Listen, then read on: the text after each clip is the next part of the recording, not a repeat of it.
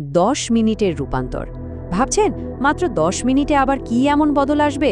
বিশ্বাস করুন, এই সামান্য সময়টাই কিন্তু আপনার গোটা দিনটাকে বদলে দেবার ক্ষমতা রাখে। চলুন আজ আমরা সেটাই একটু খতিয়ে দেখব। আচ্ছা, একটা ব্যাপার কি কখনো ভেবে দেখেছি আমরা? এই যে দিনের মধ্যে কতবার ফোনটা হাতে নিই, ফেসবুক স্ক্রল করি, রিলস দেখি, কখন যে 2-3 ঘন্টা কেটে যায় টেরও পাই না, তাই না? অথচ যখন ঈশ্বরের বাক্য পড়ার কথা ওঠে তখন মনে হয় আরে বাবা, 10টা মিনিট বের করাও যেন পাহাড় ঠেলার মতো কঠিন।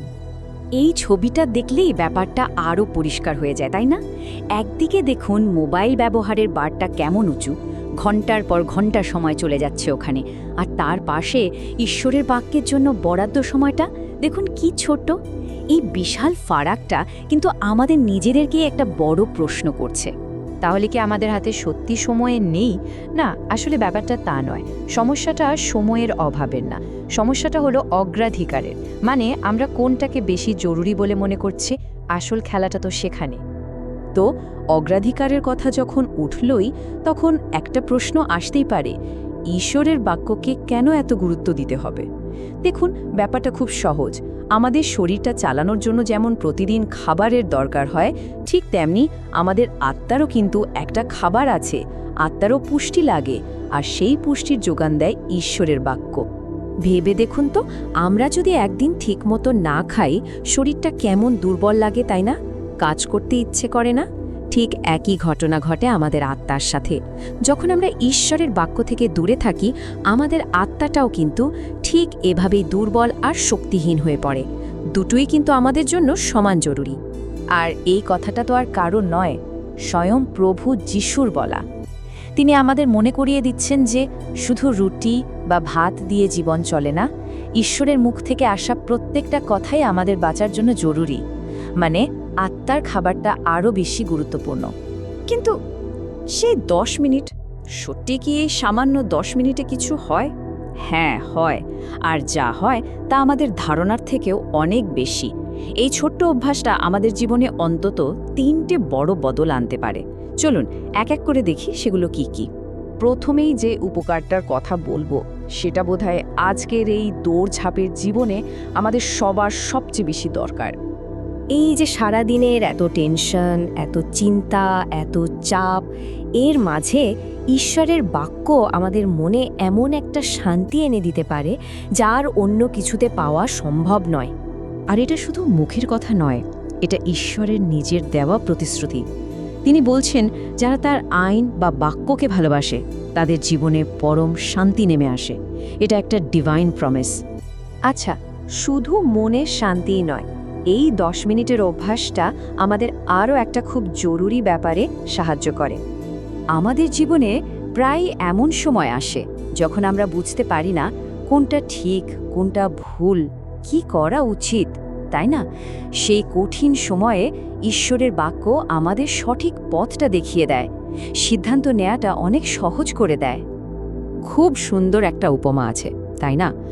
ঘন অন্ধকারে যেমন একটা ছোট্ট প্রদীপও আমাদের রাস্তা চিনিয়ে দেয়, ঠিক তেমনি জীবনের সব দ্বিধাদ্বন্দ্বের অন্ধকারে ঈশ্বরের বাক্য আমাদের জন্য সেই আলোর কাজ করে। আর 3 নম্বর যে উপকারটা হয়, সেটা আমাদের ভেতরের একটা খুব বড় লড়াই জেতার জন্য শক্তি যোগায়।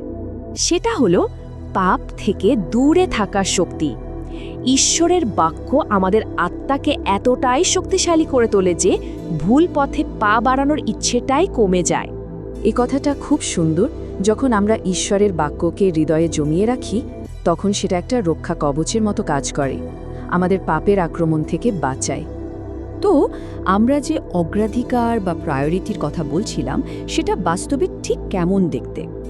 বাইবেলের খুব পরিচিত একটা গল্প আছে, 2 বোন, মার্থা আর মরিয়ামের গল্প। এই গল্পটা শুনলে বিষয়টা একেবারে পরিষ্কার হয়ে যাবে। গল্পটা হলো, যিশু তাদের বাড়িতে এসেছেন।